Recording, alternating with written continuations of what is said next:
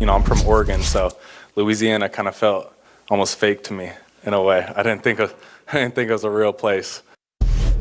When you're coming 2,469 miles from his hometown of Westland, Oregon to Baton Rouge, Louisiana, when you travel that far, you're going to be the starter, no doubt. He's ready to go on opening night against Clemson. We're ready to go. Dusty, Sam, Pete, College Football Live is underway. And LSU's chief rival over the last decade, they actually have a real quarterback competition, and it's between Keelan Russell and Austin Mack.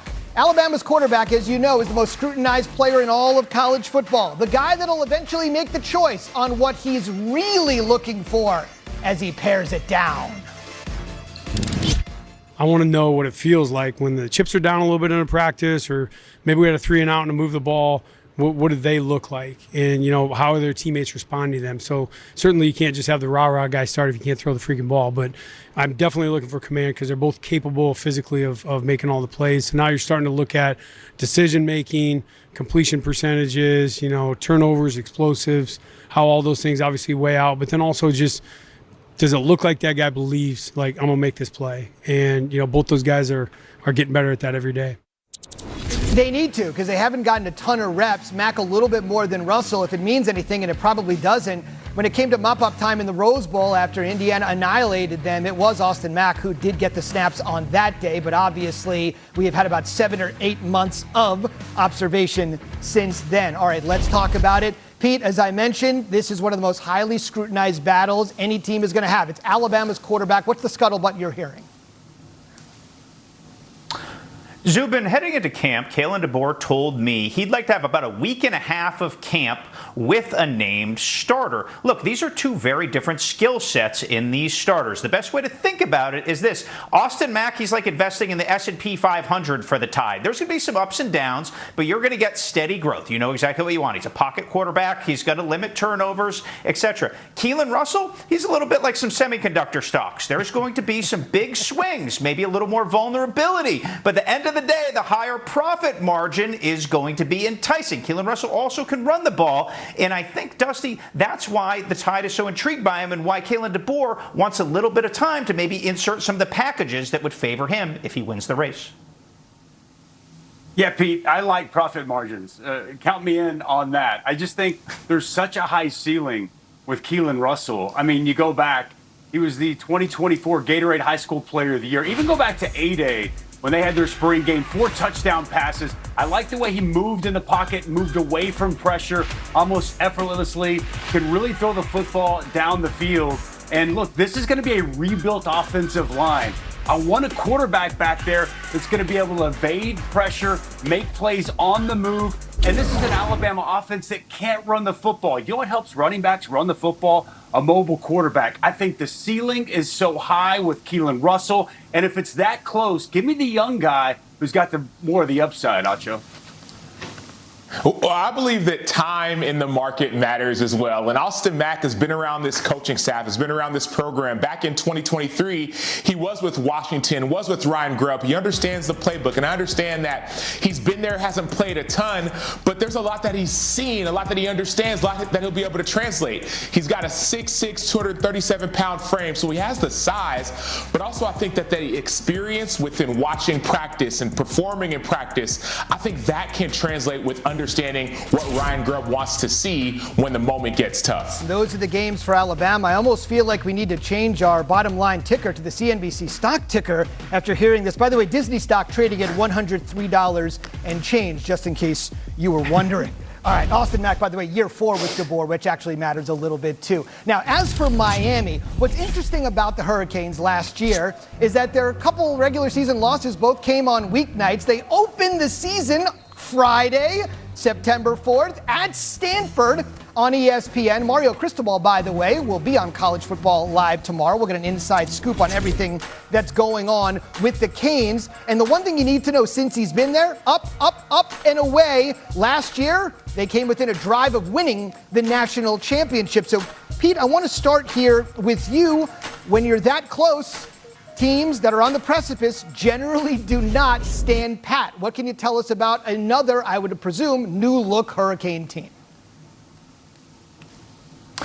Well, Zubin, we'll shift to a quick civics lesson here. The theme of this Miami camp is going to be Mario's meritocracy. Mario Cristobal has been resolute about everything being earned and nothing being given. One of the early signs at camp, though, is that Darian Mensah, the transfer quarterback from both Duke and earlier Tulane, has earned the starting spot. That's not a surprise. One of the things that's really stood out to people at Miami, Zubin, is Mensah's ability to throw the ball and lead the talented receivers in getting yak. Malachi Tony led the nation in yak last year, and there's an expectation at Miami that could increase. The other thing that's emerged is competition on the defensive line. Look for Damon Wilson, the transfer from Missouri, who had 9 sacks, to really get more in the run game this year. Damon Wilson had 9 sacks last year for the Tigers, and there's a good chance, guys, you could see a more diverse prospect emerge because of this rugged camp.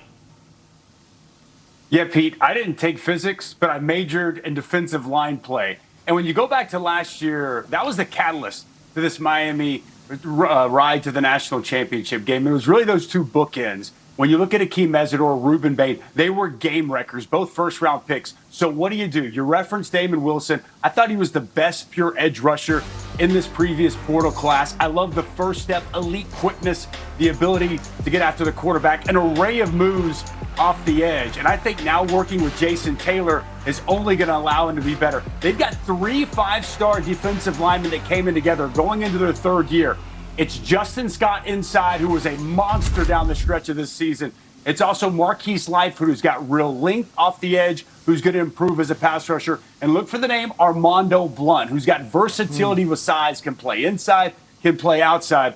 They've got legit guys, and this defensive line will continue to be a key cog in Corey Heatherman's defense. Those are some names we got to know. Pete mentioned yak, yards after catch. You know who gets a ton of yards after catch? Malachi Tony. Take a look at these numbers from last year. The guy still needs a telescope to see the NFL draft. I mean, he is just getting started. What a combination you could have between Mensah and Malachi if it all comes to fruition. Sam, I want to go to you here. Last year, he was one of the youngest guys in college football. He'll again be one of the youngest guys in college football. What can he do to take the next step after showing so much out of the gate?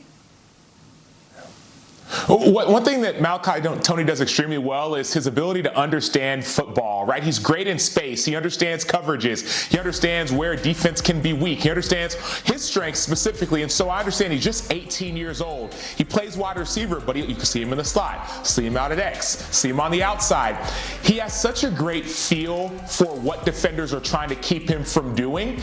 And I think what makes him so special, maybe he can take his game to the next level, is continuing to make those big plays. He was their key receiver anytime down the field, even short underneath routes. And so all over the field, Malachi Tony is an excellent playmaker. And this is what happens when you keep the local guys home.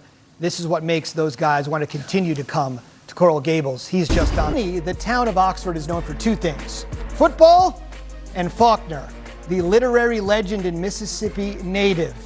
Amazing what he did for the Magnolia State. And on the 100th anniversary of his birth, to celebrate, the town of Oxford created this statue behind him. But it's fair to say even this legendary author could not have written the wild ending to the 2025 Ole Miss football season. In the second installment of our official visit, our Reese Davis spends some time with the superstar of that team.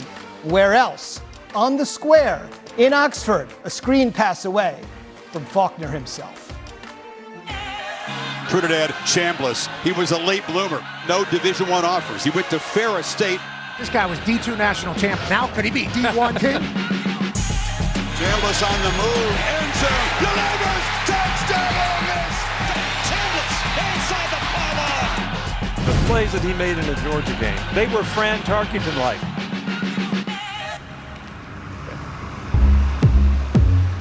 What is it about Oxford that made you want to stay, make it home? Honestly, it was the community and the people. I felt the love and genuine connection whenever I had an interaction with anyone. So can you just walk around town? I mean, how often do you get stopped? You know, when I first got here, no one knew who I was, so like I could do whatever. And now it's every time, like I go out, someone either like says hi or asks for a picture. Will you take it? Yes. What did you expect when you first came here? I knew that going into the season, I probably wasn't gonna be the guy, and I knew that I just had to focus on myself. Unfortunately, Austin had got hurt, and you know, the rest is history. The Ole Miss Rebels have knocked off the Georgia Bulldogs. this yogurt place? Is this your spot? Yeah, if you get, dinner on the square, it's mandatory to get yayas right after. I kind of believe in froyo as an hors d'oeuvre. Can we go there first? Yeah, for sure. Yeah, let's do that. I'm going original tart Okay. here. I think that's a fan favorite. I'm gonna go vanilla today. Cookie dough. What are you getting? I'm getting kiwi. Okay. And maybe just a little caramel on the side. Were you worried at all that you weren't gonna get to play this year, the whole court case thing? Man, I was so stressed throughout that whole process, just the uncertainty of it. I mean, God willing, I think I was gonna play football regardless, whether it was in the NFL or back here at Ole Miss. What was it like when you got the news that it was in your favor? Big sigh of relief. I could really focus on being the best quarterback for, my team. You're familiar, I'm sure, by now with what they do with the speed limits on campus. 18 because of Archie Manning, Yep. jersey number 18. Some places it's 10 for Eli. How do you think people will get around town if the whole city is like a 6 mile per hour speed limit around because of jersey number 6 because of you? See, that's why I came back to Ole Miss and wanted to come back to Ole Miss. Slow down the traffic. Right, exactly, right. Lane Kiffin's departure from Ole Miss was not good. Now some recent comments about recruits. They would say, hey, coach, we really like you, but my grandparents aren't letting me move to Oxford, Mississippi. That doesn't come up when you say Baton Rouge, Louisiana. During the offseason, when Coach Kiffin talked about some of the difficulties that he had encountered in some instances, and he's backtracked from the statements, racially, recruiting, you felt the need, the urge to share your version of the story. You defended Oxford. Why did you think that was important for you to do? I wasn't a big recruit coming in, so I kind of got to see how it was, both sides, right? When I wasn't a big-time recruit, people were still treating me nice. I didn't have any bad encounters with anyone. I was just spilling my truth, really. This season, when LSU comes in, how do players really approach something like that? It's kind of hard to block out that noise and not see it on social media. But, you try your best to really focus on, where your feet are at that moment in time. Week 1, the most exciting game that I'm looking forward to is Louisville. What's the most significant thing that you could share, maybe with a young athlete or with anyone who maybe it's not going exactly as they envisioned initially? I was doubted my whole life, undersized. People thought I was too small to play football and play quarterback. You just trust your journey. Look at me. I was at Ferris State for a lot of years. Had to wait my turn there. If I can do it, you definitely can do it. 25 years ago, Eli Manning made the Ajax Diner famous on the square, and now Yaya's gets a national shout-out from Reese and Trinidad. I think it's pretty obvious Trinidad is definitely one of the best quarterbacks in all of college football, but where does he stack up? Sam's going to give us his top 5 quarterbacks. Just a friendly reminder, don't shoot the messenger. You got a problem? You tweet Sam, all right? So, Sam, let's go. 5-1. We got all the candidates on the board. This is not fake Levitt. This is real Sam Levitt, if you were with us at the top of the show. All right, Sam, here we go. 5, 4, 3, 2, 1. All the big dogs are here. Who you got at 5?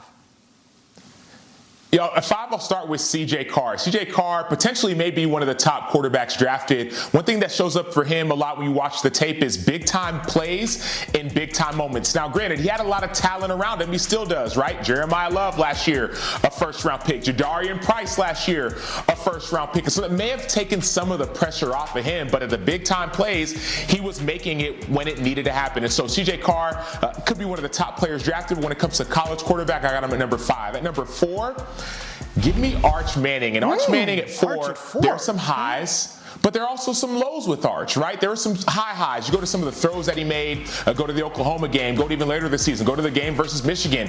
You're saying, man, look at what this guy can do athletically, but also through the air. So there were some extremely impressive moments. But there are also some struggles last year with Arch Manning, realistically. Early in the season, Ohio State, even week 2, he kind of struggled a little bit. And so Arch Manning from the upside, I have him at number 4. Number 3, Darian Mensah. Darian Mensah, the thing that stands out for me most about Darian Mensah is his accuracy. He was at Duke last year, transferred to Miami. I think he's going to have an outstanding year. But it's just like the way he can place the football.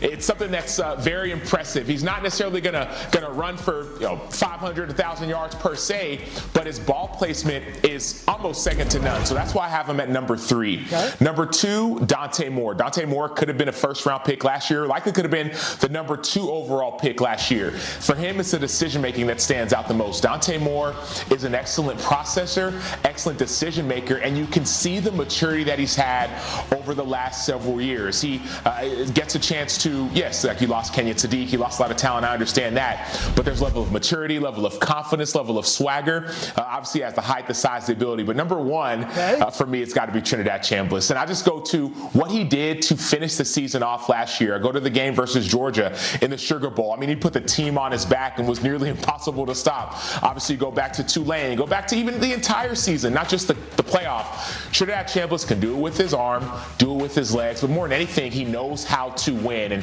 And when it comes to what he did in college, maybe it'll translate to the NFL, maybe it won't. But this is what he did last year. Phenomenal numbers and also just phenomenal finding ways to win when it mattered the most. This is my favorite part of the show. Dusty, tell us where Sam was wrong on everything here. Well, I'd love to rip this list apart. Go for it. I've got the same top five. I've got a different order. Okay. I've got a different order, but I'm higher on C.J. Carr. Where do you have I got C.J. Carr at number 2. I think C.J. Carr is going to explode this season. And going back to last year, I marveled at what he was able to do as a young player stepping into that spot. Even in the losses they had early on the road, I thought he still performed well. I've got Minshew at 3, same as he does. I've got Trinidad at number 1. I've got 2.Moore at number 4. I want to see him play better in the biggest stages, in the biggest games. And I've got Arch at number 5. I recognize the weaponry, and I thought down the stretch, especially against the Aggies and against Michigan to close out the season, he played well. But I need to see it consistently starting in week 2 against Ohio State. It is amazing to think that Dante could have been the first or second overall pick in the entire NFL draft, and he's number 4 on Dusty's board. We'll wait to see. A lot of motivation for Oregon. In the spirit of this guy, right? Trinidad Chambliss at number 1. A year ago at this time, nobody was even talking about him. He was a D2 transfer. We know the story. Reese talked about it. In that vein, guys, give me a quarterback we're not talking about right now. Kind of a wild card guy that by the end of the season, everybody will know his name the way we did with this dude. Sam, let's start with you. Who you got? I'll go C.J. Bailey, quarterback out of NC State. He's been steadily growing, steadily climbing.